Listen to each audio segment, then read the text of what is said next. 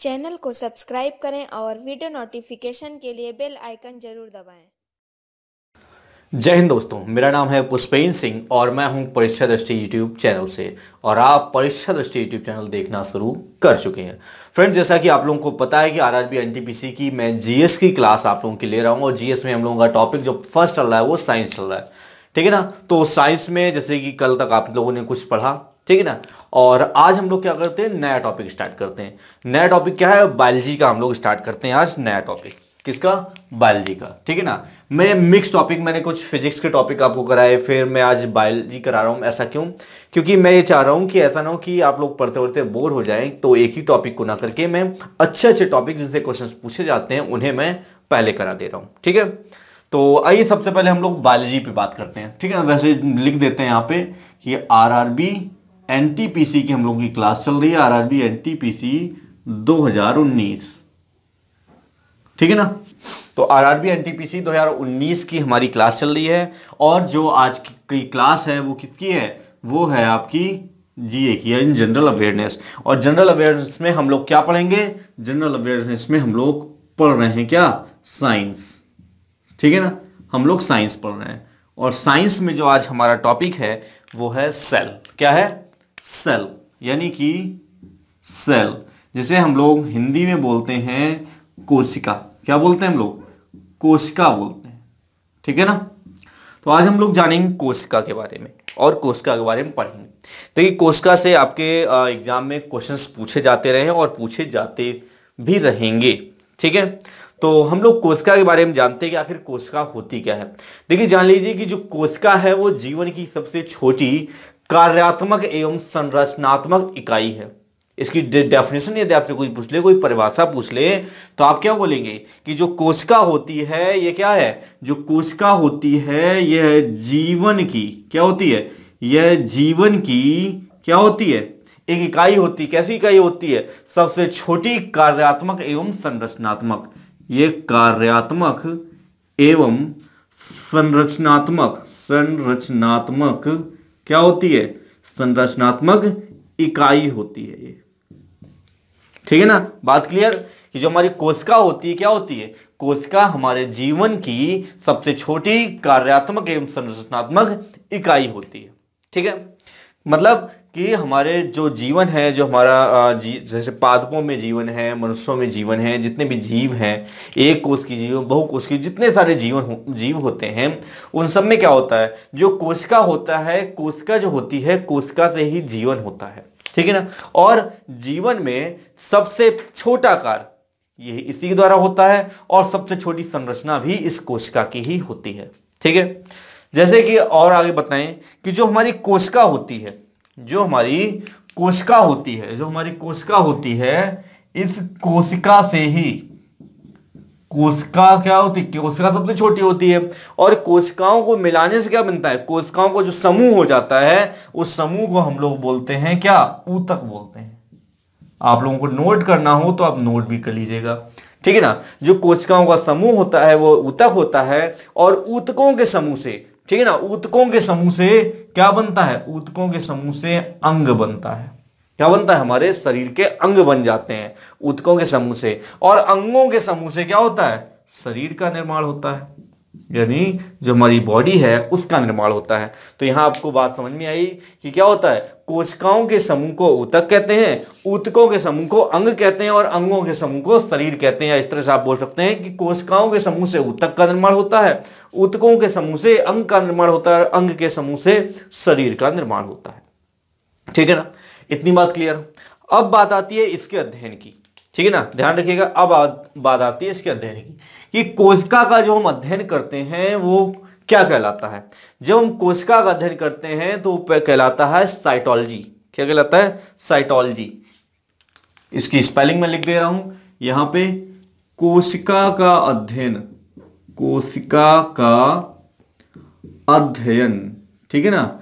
जो कोशिका का अध्ययन होता है वह क्या कहलाता है? वो साइटोलॉजी कहलाता है। कोशिका का जो अध्ययन होता है वो साइटोलॉजी कहलाता है। ठीक है ना। इसे हम लोग साइटोलॉजी भी पढ़ते हैं। ठीक है ना। जो इसका राइट प्रोनाउंसिएशन है वो साइटोलॉजी होता है, जहां पे लॉजी आ जाता है ना, साइकोलॉजी, बायोलॉजी, ठीक है ना। तो लॉजी तो लजी पढ़ते हैं उसे, ठीक है ना, तो साइटोलॉजी हो जाएगा ये, ठीक है। इतनी बात क्लियर हो गई।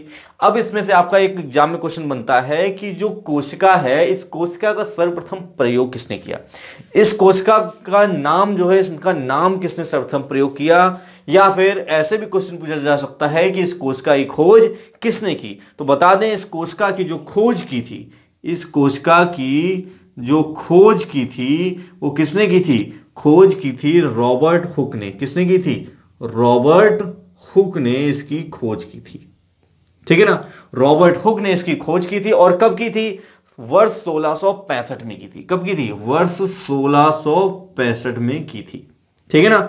वर्ष 1665 ईस्वी में इसकी खोज हुई थी। तो इतनी बात क्लियर यहां पे कि ये कोशिका क्या है। कोशिका हमारे जीवन की सबसे छोटी, यहां पे छोटी भी लिख देते हैं, आपको स्क्रीनशॉट लेना हो तो आप ले सकते हैं। सबसे छोटी क्या है, सबसे छोटी कार्यात्मक एवं संरचनात्मक इकाई होती है। कोशिकाओं के समूह से ऊतक का निर्माण होता है, ऊतकों के समूह से अंग का निर्माण होता है, अंग के समूह से शरीर का निर्माण होता है। कोशिकाओं के अध्ययन को हम साइटोलॉजी कहते हैं, और कोशिका का सर्वप्रथम प्रयोग, कोशिका नाम का सर्वप्रथम प्रयोग या फिर कोशिका की खोज किसने की थी, रॉबर्ट हुक ने की थी। कब की थी, वर्ष 1665 ईस्वी में की थी, ठीक है। इतनी बात क्लियर। अब एक प्रश्न और पूछा जाता है कि जीवित कोशिका की खोज किसने की, यानी कहने का तात्पर्य है जीवित कोशिका, ध्यान दीजिएगा, क्वेश्चन है जीवित कोशिका, जीवित कोशिका की खोज किसने की थी, जीवित कोशिका की खोज। देखिए कोशिका तो जीवित ही होती है, लेकिन पहले नहीं पता था कि इसमें जीवन है, तो यह किसने बताया कि कोशिका में ही जीवन है, ठीक है ना। यह बताया था एंटोनी वॉन ल्यूवेनहॉक ने। किसने, इसका हम नाम लिख देते हैं, वो कौन थे, उन्होंने बताया था, उनका नाम था एंटोनी वॉन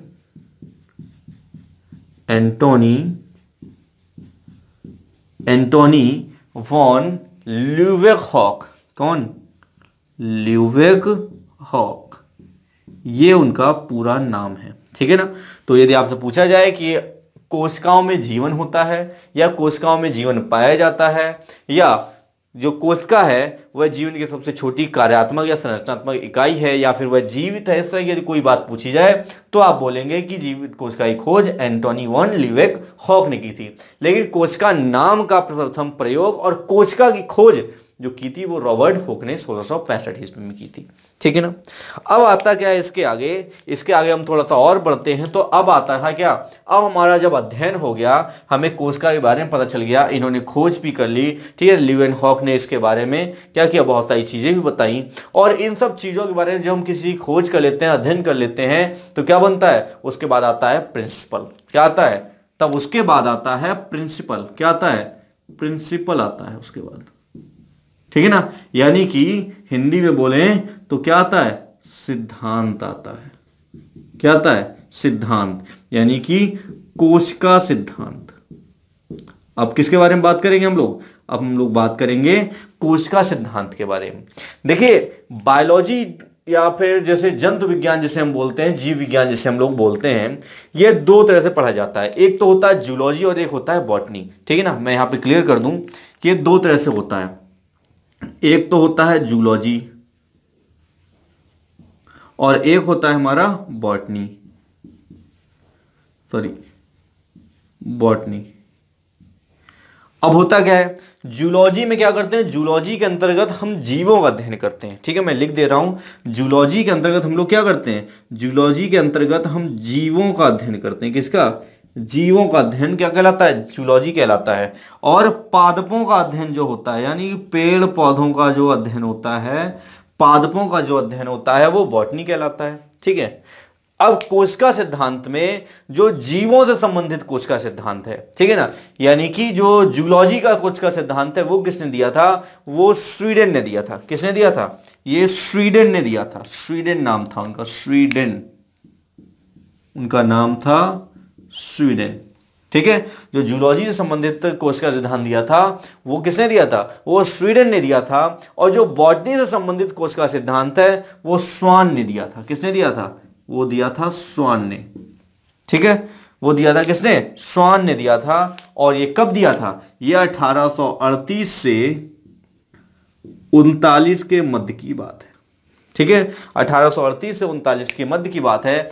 इसलिए जब कभी भी कोशिका सिद्धांत के बारे में पूछा जाता है कि कोशिका सिद्धांत किसने दिया, तो बताया जाता है कि कोशिका सिद्धांत स्वीडन और स्वान ने दिया था। ठीक है, लोग तो यहां पे हम लोग ये भी क्लियर कर चुके हैं कि स्वीडन स्वान के एक नाम नहीं है बल्कि दो लोगों के नाम है। स्वीडन ने जूलॉजी का कोशिका सिद्धांत दिया था और स्वान ने बॉटनी का कोशिका सिद्धांत दिया था। ठीक है, इतनी बात क्लियर। थोड़ा और आगे बढ़ते हैं तो थोड़ा सा और बता देते हैं कि कोशिका सिद्धांत आखिर होता क्या है। जो हमारा कोशिका सिद्धांत है उस कोशिका सिद्धांत के बारे में क्या बताया गया? तो कोशिका सिद्धांत के बारे में बताया गया कि प्रत्येक जीव की उत्पत्ति कोशिका से होती है। क्या होगा? प्रत्येक जीव की उत्पत्ति इस कोशिका से होती है। जीव की उत्पत्ति, प्रत्येक जीव की जो उत्पत्ति होती है वो किससे होती है?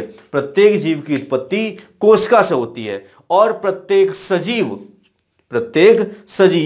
एक या एक से अधिक कोशिकाओं से बने होते हैं। इतनी बात भी क्लियर। जो प्रत्येक सजीव जितने होते हैं वो एक या फिर एक से अधिक कोशिकाओं से बने होते हैं। अर्थात जो कोशिका है वो सजीवों की मूल इकाई है। कोशिका क्या है? जो कोशिका है, जो कोशिका होती है ये क्या है? ये सजीवों की मूल इकाई भी होती है। ये सजीवों की मूल इकाई भी होती है। ठीक है ना, यह सजीवों की मूल इकाई भी होती है। तो यहां पे बात क्लियर कि कोशिका सिद्धांत क्या है। फिर से मैं रिपीट कर दे रहा हूं, ध्यान दीजिएगा कि प्रत्येक जीव की उत्पत्ति कोशिका से होती है। प्रत्येक सजीव एक या एक से अधिक कोशिका से बना होता है। इसका मतलब है कि कोशिका सजीवों की क्या है? मूल इकाई है। आगे और थोड़ा इसके बारे में डिस्कस कर लेते हैं कि जो कोशिका होती है, प्रत्येक कोशिका एक स्वाधीन इकाई है, यानी स्वतंत्र है, किसी से रिलेट नहीं करती है वो। ठीक है ना, स्वयं बिल्कुल अलग है। प्रत्येक कोशिका क्या है? एक स्वाधीन इकाई है। इसका मतलब है कि प्रत्येक कोशिका स्वयं पूर्ण होती है। प्रत्येक कोशिका स्वयं पूर्ण होती है, उसे किसी की सहायता की जरूरत नहीं है पूरी होने के लिए। और यह स्वतंत्र रूप से क्या करती है? स्वतंत्र रूप से पोषण, श्वसन, वृद्धि, जनन तथा स्वनियमित जैसी क्रियाएं क्या करती है? स्वतः कर लेती है। कौन कौन सी क्रियाएं? पोषण, श्वसन। ठीक है ना, नोट कर दें क्या? कौन कौन सी करती है? पोषण, श्वसन, वृद्धि। ठीक है ना, पोषण, श्वसन, वृद्धि, जनन। ठीक है ना, और स्वनियमित जो क्रियाएं होती हैं वो क्या करती हैं? ये स्वतः करती हैं। ठीक है, इसी के आधार पर यह भी कहा गया कि एक कोश की जीवों में समस्त जैविक क्रियाएं अकेले एक ही कोशिका को करनी पड़ती है। जैसे जो एक कोश की जीव होते हैं उनमें क्या होता है? एक कोश की जीव के पास सिर्फ एक ही कोशिका होगी, तो क्या करते हैं? ये सारी जितनी क्रियाएं होती हैं, पोषण, श्वसन, वृद्धि, जनन और जो स्वनियमित क्रियाएं होती हैं, उन्हें क्या करना पड़ता है? उन्हें अकेले ही एक ही क्रिया को करना पड़ता है। ठीक है, लेकिन जो बहुकोशिकाएं होती हैं, यानी जो बहुकोशिकीय जीव होते हैं, उनमें क्या होता है? उनमें विभिन्न कोशिकाएं होती हैं, यानी भिन्न भिन्न प्रकार की कोशिकाएं होती हैं और उनमें क्या होता है? भिन्न भिन्न कार्य किए जाते हैं। यानी कि एक ही कोशिका को सारे काम नहीं करने पड़ते हैं। कोई कोशिका पोषण का काम करती है तो कोई कोशिका श्वसन का काम करती है, कोई कोशिका वृद्धि का काम करती है, कोई कोशिका जनन का काम करती है और कोई कोशिका अपने नियमित कार्य को करती है। ठीक है, तो वहां पे क्या होता है? जो बहुकोशिकीय जीव होते हैं उनमें क्या होता है? कोशिका के कार्य अलग अलग बटे होते हैं। उन्हें मतलब एक ही कोशिका को उनमें सारे काम नहीं करने पड़ते हैं। अब आपके एग्जाम में एक बार क्वेश्चन पूछा गया था कि सबसे बड़ी कोशिका बताइए, सबसे बड़ी कोशिका कौन सी है? यदि इसे आपको स्क्रीनशॉट लेना हो तो आप ले लीजिए, मैं इसे हटा दूं। लेना हो तो आप इसे ले लीजिए स्क्रीनशॉट। ठीक है, जैसे हम थोड़ा क्लियर करते हैं फिर आगे बढ़ते हैं हम लोग थोड़ा सा।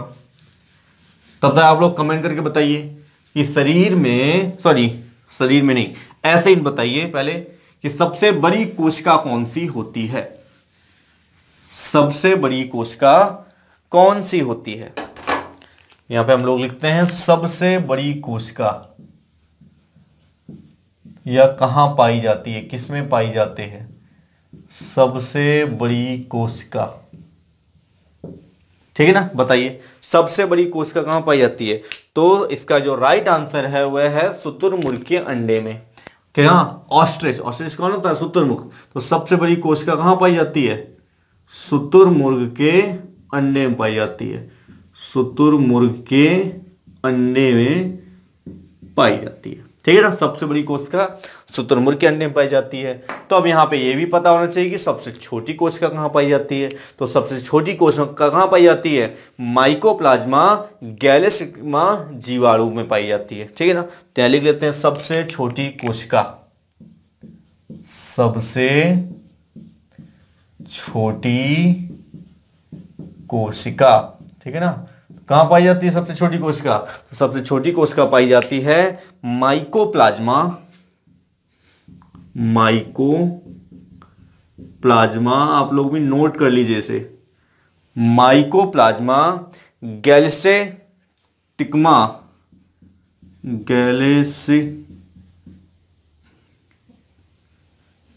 गैलिसेटिकमा, ठीक है ना। ये क्या है? ये जीवाणु है एक, ये क्या है? एक जीवाणु है, इस जीवाणु में पाई जाती है, ठीक है ना। इसका नाम है पूरा माइकोप्लाज्मा गैलिसेटिकमा, ठीक है ना। इसके नाम कुछ ऐसे ही होते हैं, ठीक है ना। अब बात आती है मनुष्य में। ये तो सबसे बड़ी कोशिका शुतुरमुर्ग के अंडे में हो गई, सबसे छोटी हो गई एक जीवाणु में। अब बात आती है कि मानव शरीर में सबसे बड़ी कोशिका कौन सी है? मानव शरीर में, मानव शरीर में सबसे बड़ी कोशिका कौन सी होती है? जल्दी से आप लोग कमेंट भी कर दीजिए, सबसे बड़ी कोशिका कौन सी होती है, बताइए। तो जो सबसे बड़ी कोशिका होती है, या ये भी बोल सकते हैं, लंबी भी बोल सकते हैं, ठीक है ना। यदि यहां पे एग्जाम में आ जाए लंबी, कि सबसे बड़ी कोशिका पूछ लिया है, सबसे लंबी कोशिका पूछ लिया है मानव शरीर में, तो कौन सी है? तो मानव शरीर में जो सबसे लंबी कोशिका है वो किसकी है? वो तंत्रिका तंत्र की है। किसकी है? ये तंत्रिका तंत्र की कोशिका है, तंत्रिका तंत्र की कोशिका, ठीक है ना। और एक बात और बता दें कि मानव शरीर में तंत्रिका तंत्र की कोशिका ही एक ऐसी कोशिका है जो क्या है? जिसकी आयु सर्वाधिक है, यानी कि जीवन पर्यंत यह कोशिका काम करती है, ठीक है। तो ये क्या है? एक यहां पे दो चीज पता चल गई हमें कि मानव शरीर में सबसे बड़ी या लंबी कोशिका कौन सी? तंत्रिका तंत्र की कोशिका है, और इसकी आयु भी क्या होती है? सबसे अधिक होती है, ठीक है। अब बात आती है एक कोश की जीव, किसी एक कोश की जीव का नाम बताइए। एक कोश की जीव, बहुकोश की तो सभी हैं, हम भी बहुकोश की हैं। एक कोश की जीव का नाम बताइए। तो देखिए, एक कोश की जो जीव होता है उसका नाम है अमीबा। क्या है? अमीबा। अमीबा एक ऐसा होता है जिसके पास कोई दूसरी कोशिका नहीं होती है, इसके पास केवल एक कोशिका होती है। अब आप लोगों के दिमाग में आ रहा हो, सर मानव शरीर में सबसे बड़ी तो हमने बता दी, सबसे छोटी नहीं बताई है। तो सबसे छोटी आप लोग ढूंढ के बताएंगे, ठीक है। आप लोग ढूंढ के कमेंट करेंगे नीचे। तो एक कोश की जीव क्या है? एक कोश की जीव अमीबा होता है। अब इन कोशिकाओं को हम किसकी सहायता से देख सकते हैं? इन कोशिकाओं को हम किसकी सहायता से देख सकते हैं? कोशिका को किसकी सहायता से देख सकते हैं? किसकी सहायता से देख सकते हैं? तो कोशिकाओं को किसकी सहायता से देख सकते हैं? बताइए जल्दी से। माइक्रोस्कोप यानी कि सूक्ष्मदर्शी की सहायता से इसे देखा और अध्ययन किया जाता है। सूक्ष्मदर्शी की सहायता से इसे देखा जाता है और इसका अध्ययन भी किया जाता है, ठीक है ना। तो इतनी बात समझ में आ गई।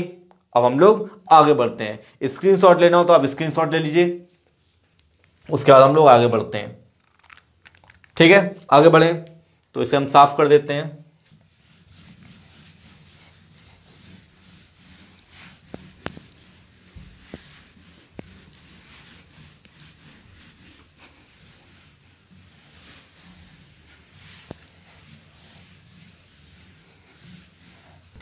तो अब हम लोग क्या करेंगे? अब हम लोग क्या करेंगे कि कोशिका का चित्र बनाएंगे। क्या करेंगे? कोशिका का चित्र बनाएंगे। तो उसके बारे में और जानकारी लेंगे हम लोग। ठीक है, तो देखिए इधर बना देते हैं,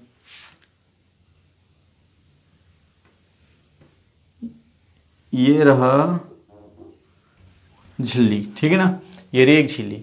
अब क्या बनाएंगे, इसके अंदर केंद्रक बनाएंगे, ठीक है। केंद्रक को फिल करेंगे किससे, द्रव से,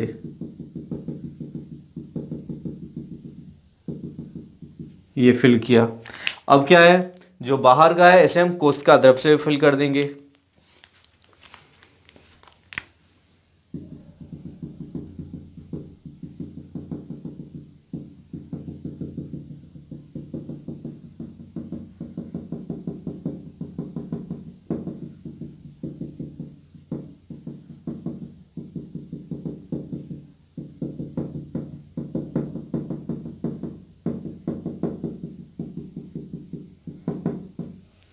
ठीक है, अब इसका हम लोग नामकरण कर देते हैं। ये होती है हमारी केंद्रक झिल्ली। ये क्या है, ये केंद्रक झिल्ली है, ठीक है। ये क्या है, ये केंद्रक है, ठीक है ना। ये क्या है, ये कोशिका है। इसके अंदर जो भरा है, ठीक है ना, ये जो भरा है लिक्विड, ये क्या है,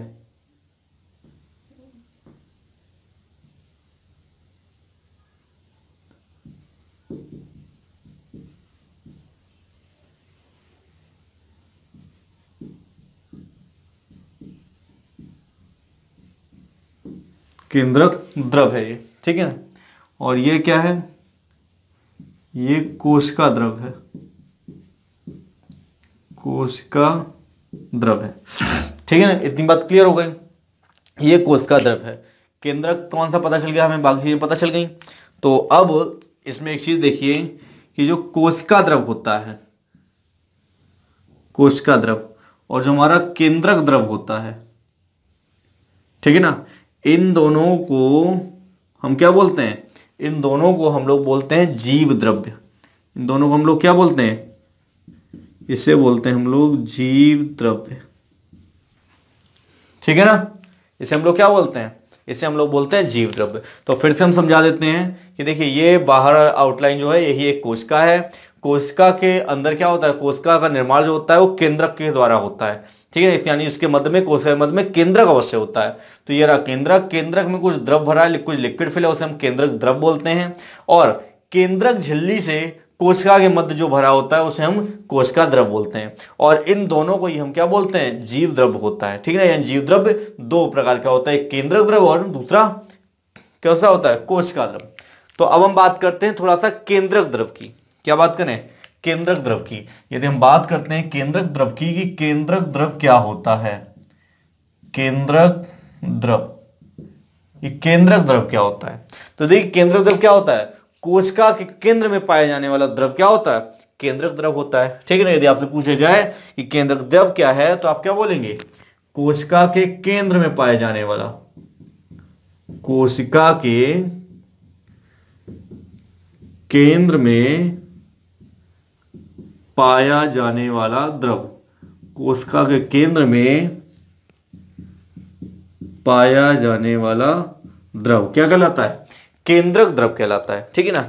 इसमें कोशिका द्रव भी है, कोशिका द्रव भी देख लेते हैं। वैसे वहां तो आपको समझ में आ गया होगा, लेकिन यहां भी समझा देते हैं, ठीक है ना, शॉर्ट में। ये कोशिका द्रव क्या होता है, तो कोशिका द्रव क्या है, केंद्रक झिल्ली, ये वाली, ये जो ब्लैक वाली है, केंद्रक झिल्ली और कोशिका के मध्य, ठीक है ना, केंद्रक झिल्ली और कोशिका के मध्य जो द्रव पाया जाता है उसी को हम क्या बोलते हैं, उसे हम कोशिका द्रव कहते हैं, ठीक है ना। तो उसे हम लिख देते हैं, केंद्रक झिल्ली, केंद्रक झिल्ली और कोशिका के मध्य, और कोशिका के मध्य पाया जाने वाला द्रव, ठीक है ना।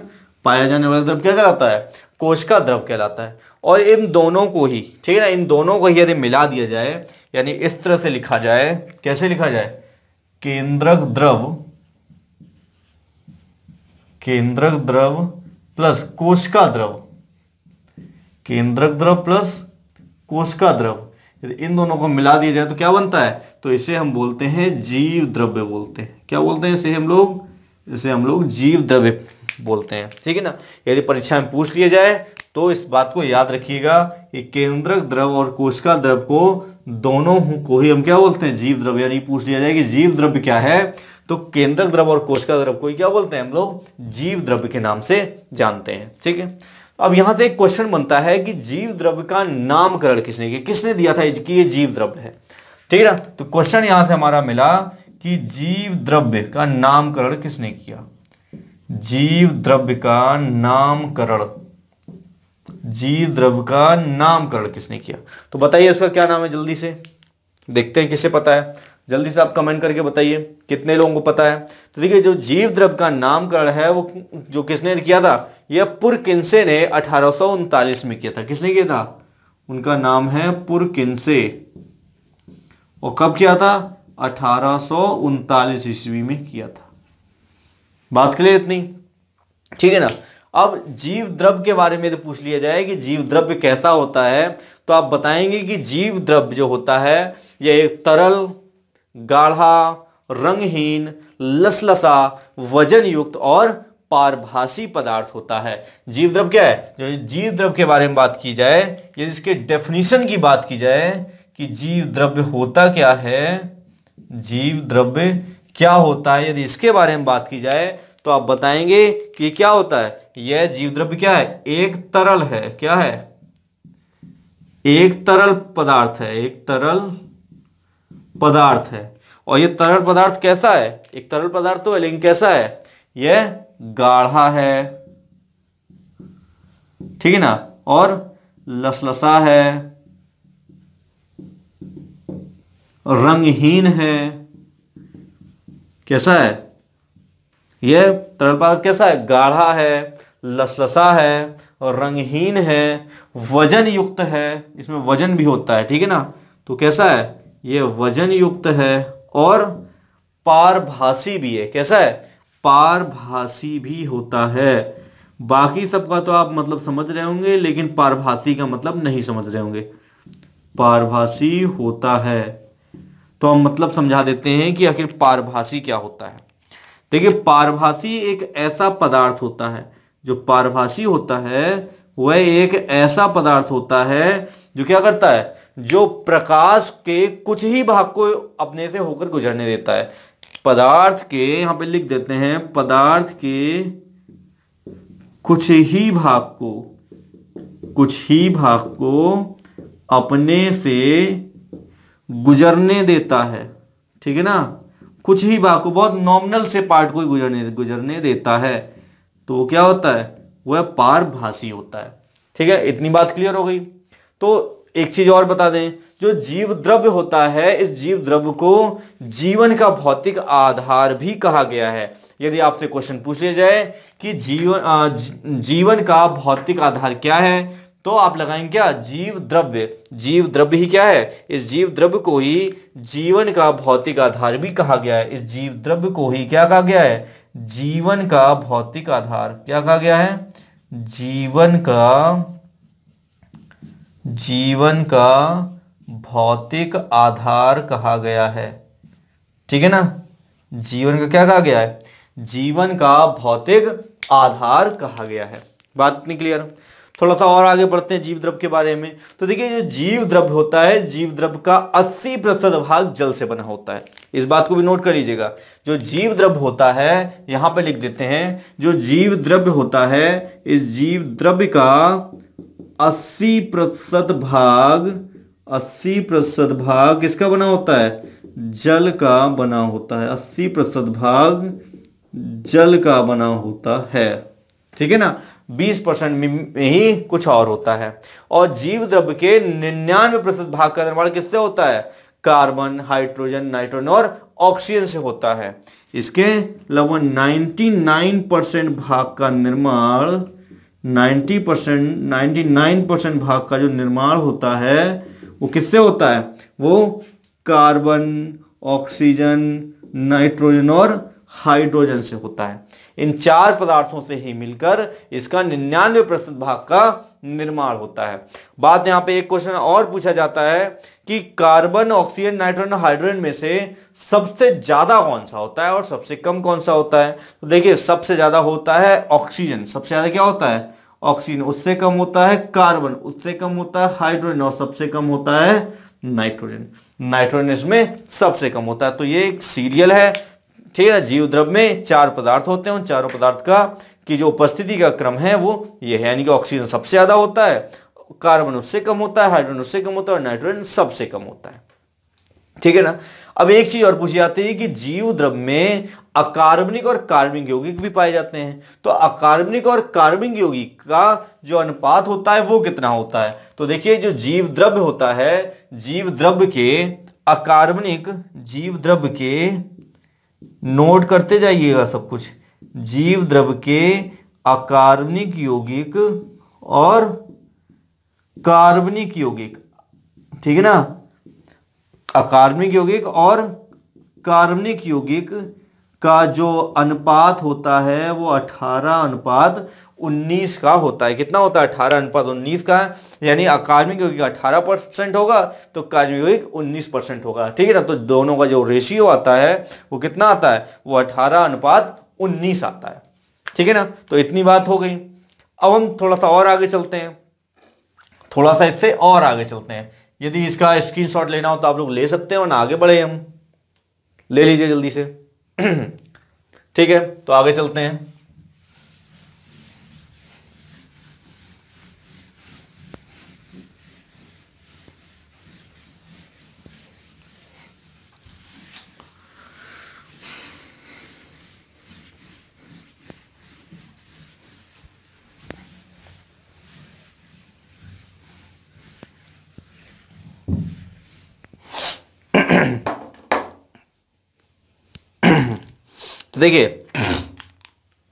तो देखिए अब आगे क्या पढ़ते हैं। अब आगे हम जानते हैं कोशिका भित्ति के बारे में। किसके बारे में जानने?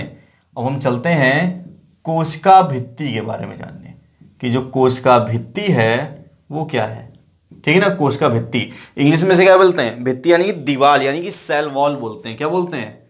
सेल वॉल, ठीक है ना। कोशिका भित्ति क्या होती है? जो कोशिका की दीवारें बनी होती, जो अभी दिखाई दे ना, ये जो कोशिका की ये दीवार जो थी, ये इसे कोशिका भित्ति कहते हैं, ठीक है ना, यानी कोशिका वॉल कहते हैं। अब यह प्रश्न पूछा जाता है कि जो कोशिका भित्ति होती है वह पादपों की या जंतुओं की, दोनों अलग अलग पूछता है।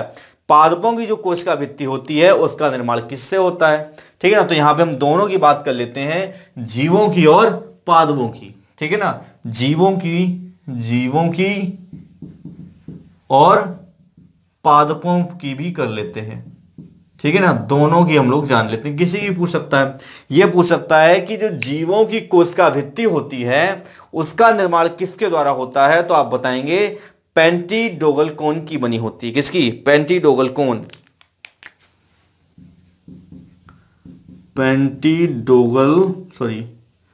पेंटिडोगल कोन की बनी होती है, ठीक है ना। और पादपों की यदि पूछी जाए कि पादपों की किससे बनी होती है, तो पादपों की बनी होती है सेलुलोज से। किससे बनती है? सेलुलोज से बनती है। पादपों की जो कोशिका भित्ति होती है उसका निर्माण सेलुलोज से होता है, ठीक है। अब इसके बाद कोशिका भित्ति होती क्या है, तो जो उसकी दीवारें होती है कोशिका की, वही कोशिका भित्ति हो जाती हैं।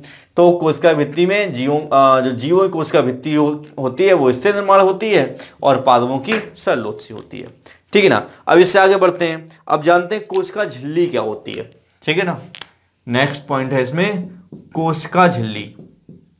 ध्यान देते जाइएगा, इन्हीं में से क्वेश्चन बनता है। कोशिका झिल्ली क्या है, ठीक है ना। झिल्ली को क्या बोलते हैं इंग्लिश में?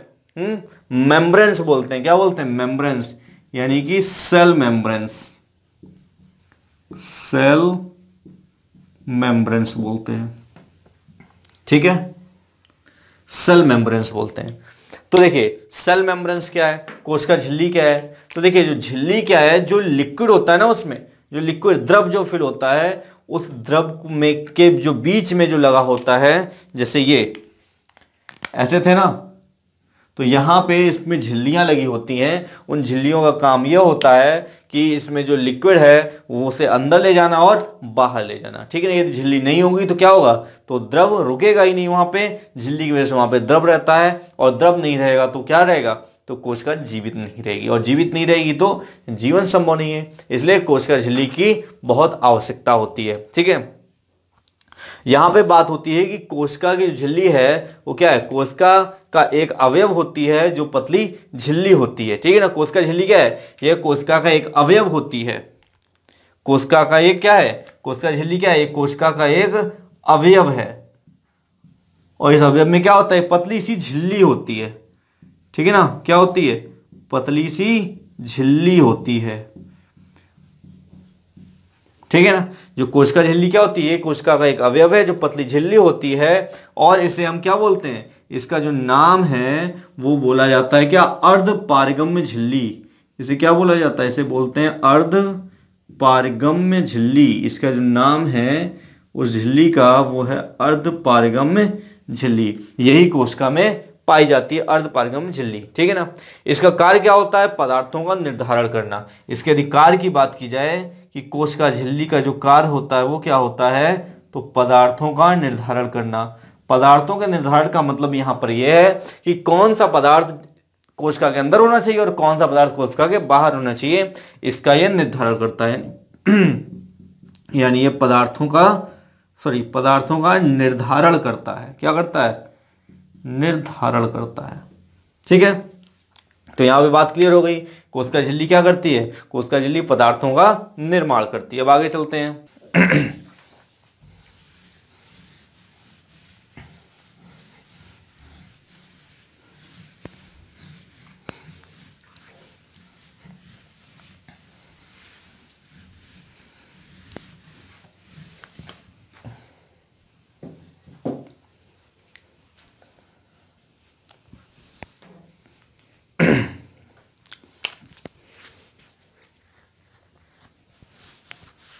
तो देखिए अब आगे चलते हैं।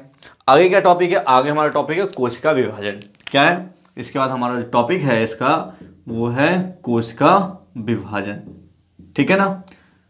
कोशिका विभाजन, तो थोड़ा सा जान लेते हैं कोशिका विभाजन के बारे में पहले। तो ये शरीर में हमारे कोशिका का विभाजन क्या होता है, यानी विभाजन मतलब डिवाइड होना, बंटते रहना, ठीक है ना। कोशिका क्या होती है, एक कोशिका होती है, वो क्या करती है, एक से दूसरे में बढ़ जाती है, ठीक है ना, यानी तब दूसरी कोशिका का निर्माण होता है।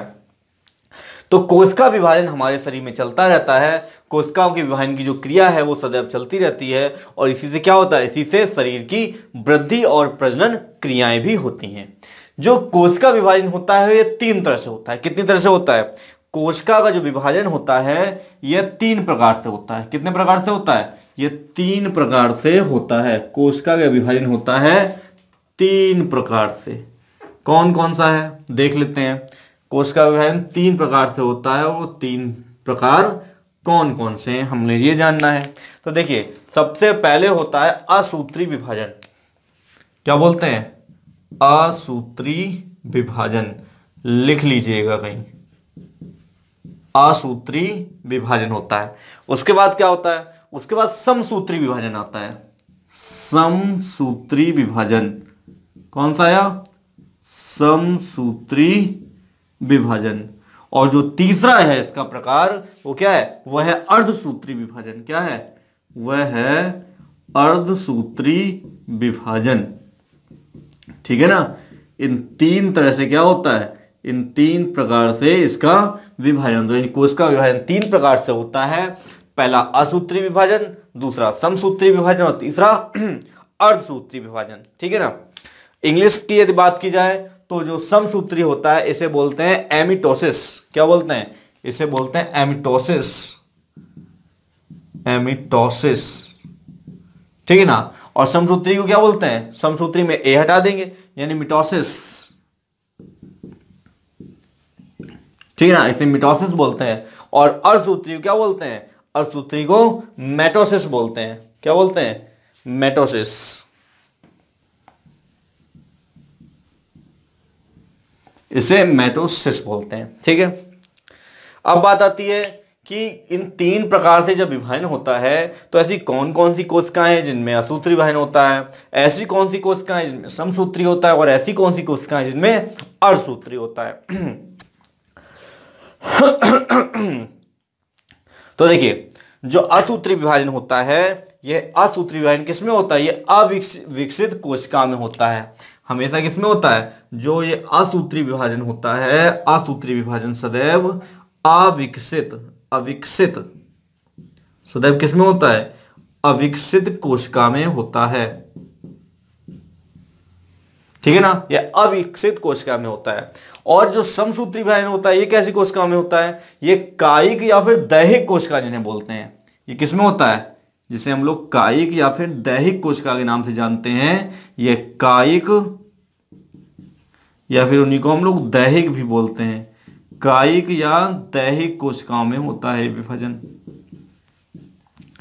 तो अब बात आती है अर्धसूत्री विभाजन की कि अर्धसूत्री विभाजन में कौन से कोशिकाओं का विभाजन होता है? तो उसमें जनन कोशिकाओं का विभाजन होता है।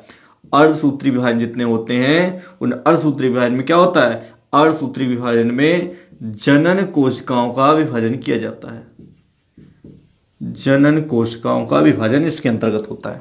ठीक है, तो अब हम जान लेते हैं थोड़ा सा पहले कि असूत्री विभाजन ये पूछा भी गया है, तो इसके बारे में पहले हम लोग जान लेते हैं कि असूत्री विभाजन में बात यहाँ पे क्लियर हो गई कि कोशिका विभाजन 3 तरह से होते हैं। 3 में जो पहला तरीका है असूत्री विभाजन का, ये पहला, ये दूसरा और ये तीसरा। तो जो पहला तरीका है असूत्री विभाजन, इनमें अविकसित कोशिकाएं जितनी होती हैं उन अविकसित कोशिकाओं का असूत्री विभाजन से विभाजन किया जाता है। ठीक है, इनमें एग्जाम्पल की बात की जाए तो इसमें कौन कौन से एग्जाम्पल हैं? इसमें है हमारा जीवाणु, ठीक है ना, जीवाणु और नील हरित शैवाल। क्या है? नील हरित शैवाल, ईस्ट भी सी में आता है। ठीक है ना, ईस्ट भी सी में आता है। अमीबा और प्रोटोजोआ भी इसी के अंतर्गत आते हैं। अमीबा और प्रोटोजोआ। ठीक है ना, तो ये रही बात असूत्री विभाजन की। तो अब हम आते हैं किसमें? अब हम आ जाते हैं समसूत्री विभाजन में। तो समसूत्री विभाजन में पहले पता होना चाहिए, देखिए अविकसित कोशिकाएं तो बात क्लियर हो गई। अब आते हैं कायिक या दैहिक में। तो देखिए आखिर ये कायिक और दैहिक कोशिकाएं कौन कौन सी होती हैं? तो एग और स्पर्म को छोड़कर, ध्यान दीजिएगा, मैं लिख दे रहा हूं यहां पे, एग और स्पर्म। ठीक है ना, एग और स्पर्म। ठीक है ना, एग और स्पर्म को छोड़कर, एग और स्पर्म को छोड़कर जो अन्य सभी हैं, जो अन्य सभी कोशिकाएं हैं, उनमें क्या होता है? उनमें समसूत्री विभाजन होता है। ठीक है, उनमें क्या होता है? समसूत्री विभाजन होता है। समसूत्री विभाजन में होता क्या है? तो समसूत्री विभाजन में जनन कोशिका से 2 संतति कोशिकाओं का निर्माण होता है। क्या होता है? समसूत्री विभाजन में एक जनन कोशिका से एक जनन कोशिका, ठीक है ना, ध्यान दीजिएगा, एक जनन कोशिका से क्या होता है? 2 संतति कोशिकाओं का निर्माण होता है। 2 संतति कोशिकाओं का क्या होता है? 2 संतति कोशिकाओं का निर्माण होता है। किसमें? समसूत्री विभाजन में 2 संतति कोशिकाओं का इसके अंतर्गत निर्माण होता है। और क्या क्या होता है समसूत्री विभाजन में? तो प्रत्येक संतति कोशिका में गुणसूत्र की संख्या जनन कोशिका के बराबर होती है। इस बात को याद रखिएगा, प्रत्येक संतति कोशिका में, प्रत्येक संतति कोशिका में, प्रत्येक संतति कोशिका में गुणसूत्रों की संख्या, जो गुणसूत्र होते हैं उन गुणसूत्रों की जो संख्या होती है वो किसके बराबर होती है? जनन कोशिकाओं के बराबर होती है। प्रत्येक संतति कोशिका में गुणसूत्रों की संख्या जनन कोशिकाओं की बराबर होती है। जनन कोशिकाओं के बराबर होती है, ये एग्जाम में पूछा गया है, इसलिए इसे पॉइंट आउट कर लीजिएगा, नोट आउट कर लीजिएगा अच्छे से। ठीक है, इसमें पूछा गया है कि देखिए समसूत्री विभाजन, फिर से मैं रिपीट कर दे रहा हूं कि कायिक जो समसूत्री विभाजन होता है वो कायिक या दैहिक कोशिका में होता है। कायिक और दैहिक कोशिकाएं कौन सी होती हैं? तो एग और स्पर्म को छोड़कर सभी के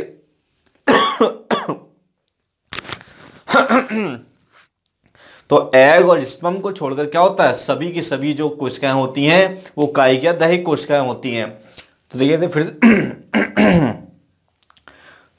तो क्या होता है? एक जनन कोशिका से क्या होता है? दो संतति कोशिकाओं का निर्माण होता है। ठीक है ना। और प्रत्येक संतति कोशिका में क्या होता है? प्रत्येक संतति कोशिका में जो गुणसूत्रों की संख्या होती है वो अपनी जनन कोशिकाओं के बराबर होती है। ठीक है ना। यानी कि गुणसूत्रों की संख्या 23 है तो क्या होगी? उनकी जनन कोशिकाओं की संख्या भी कितनी होगी? वो 23 ही होंगी। ठीक है ना। तो यहाँ पे एक जनन कोशिका से केवल दो संतति कोशिकाओं का निर्माण ही हो पाता है। ठीक है। अब हम आते हैं, बात करते हैं अर्धसूत्री विभाजन के बारे में, जिसे हम बोलते हैं क्या? मेटोसिस। तो अर्धसूत्री विभाजन किन कोशिकाओं में होता है?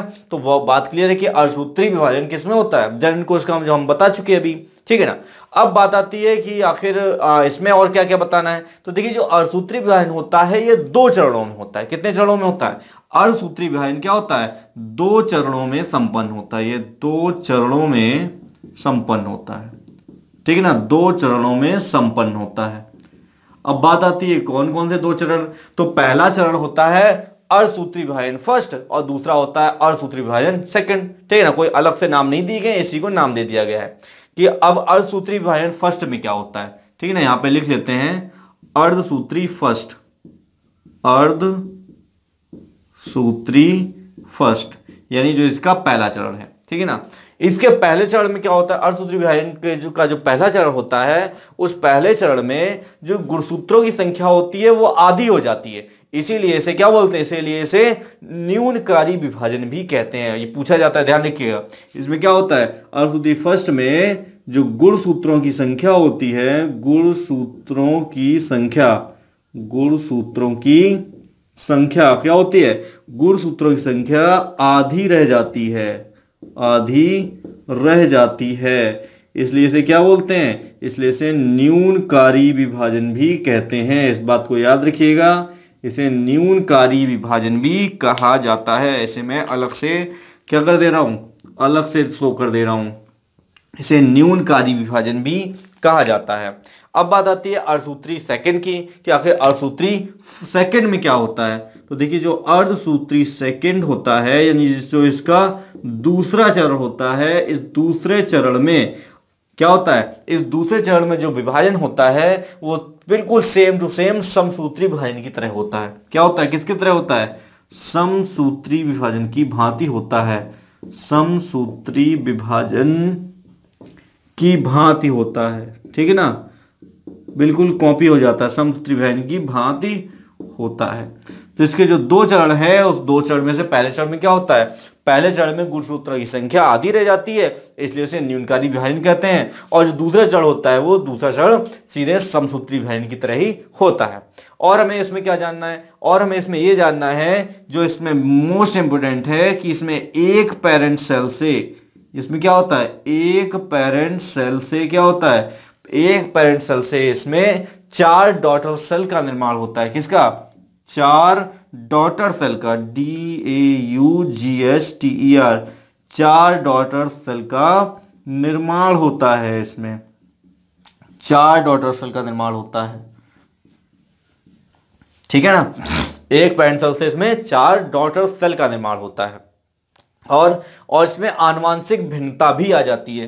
ठीक है ना। इस बात को भी याद रखिएगा, इसमें आनुवंशिक भिन्नता भी आती है। आनुवंशिक भिन्नता, इसमें आनुवंशिक भिन्नता भी आ जाती है। ठीक है। और हमें क्या याद रखना है? जो अर्धसूत्री विभाजन होता है इसमें एक और महत्वपूर्ण चीज याद रखनी है, कि इसे ऊपर कर देते हैं। इसमें महत्वपूर्ण चीज वो याद रखनी है, वो ये है कि मनुष्य में जो गुणसूत्रों की संख्या वो बचती है वो 23 जोड़े बचती है। और जो चिंपैंजी में होती है, चिंपैंजी के पास वो 24 जोड़े होते हैं। ठीक है ना। और जो बंदर के पास होती हैं उसमें 21 जोड़े होते हैं। ठीक है ना। तो ये क्या है? गुणसूत्र हैं। तो इस बात को याद रखिएगा। ये क्वेश्चन कई बार पूछा गया है कि मनुष्य में गुरुत्व की संख्या कितनी होती है, तो वहां 23 जोड़े होते हैं, चिंपैंजी में 24 जोड़े होते हैं और बंदर के पास कुल 21 जोड़े होते हैं। ठीक है, तो आज का टॉपिक हम लोग यहीं खत्म करते हैं और कल हम अभी कोशिका के बारे में बहुत कुछ बचा है, तो कल के टॉपिक में हम वो पढ़ेंगे। और यदि इसमें कोई भी आपको ऐसा लगता है कि कोई चीज़ आपको नहीं समझ में आई है या उसमें कोई डाउट है, तो आप नीचे कमेंट बॉक्स में कमेंट करिए और हम लोगों को बताइए कि सर हमें ये समझ में नहीं आया, तो हम उसे नेक्स्ट क्लास में क्या करेंगे, क्लियर कर देंगे। ठीक है, तो अब लास्ट में मेरी वीडियो को ज़्यादा से ज़्यादा आप लोग शेयर कर दीजिए, ताकि क्या होगा, मैं और भी वीडियोज आप लोगों को दे पाऊंगा। और क्लासेज बाकी आप लोग अटेंड कर रहे हैं, यदि उनमें भी कोई प्रॉब्लम हो, मैथ्स और रीजनिंग आप ले रहे हैं, यदि उसमें भी कोई डाउट हो तो भी आप नीचे कमेंट करके बताइए कि सर मुझे ये डाउट है। और जैसे ही कल मैंने आपको बताया था कि लेखपाल की वैकेंसी आ चुकी है, तो उसकी भी तैयारी आप लोग स्टार्ट कर दीजिए। इसमें जो साइंस मैथ्स पढ़ाई जाती है, साइंस मैथ्स रीजनिंग, वो बिल्कुल उसी लेवल की पढ़ाई जा रही है। तो आप लोग क्या कर सकते हैं, यदि इस क्लास को ज्वाइन करते हैं तो आप आरआरबी के साथ साथ आपको लेखपाल की भी तैयारी आपकी हो जाएगी। ठीक है ना, अलग से उसमें कुछ पढ़ने की आवश्यकता नहीं है। लेकिन जैसे आपके सब्जेक्ट हिंदी है और हिंदी के साथ साथ क्या है, हिंदी के साथ साथ आपका उसमें ग्रामीण विकास भी आने वाला है, उसकी बहुत जल्द हम लोग क्लास लगाने वाले हैं। ठीक है, और हाँ एक चीज़ और, बुक्स मार्केट में अवेलेबल बहुत जल्दी हो जाएगी और आप लोगों को बता दिया जाएगा, तो आप ग्रामीण विकास की बुक भी मार्केट से ले लीजिएगा। ठीक है, तब तक के लिए धन्यवाद।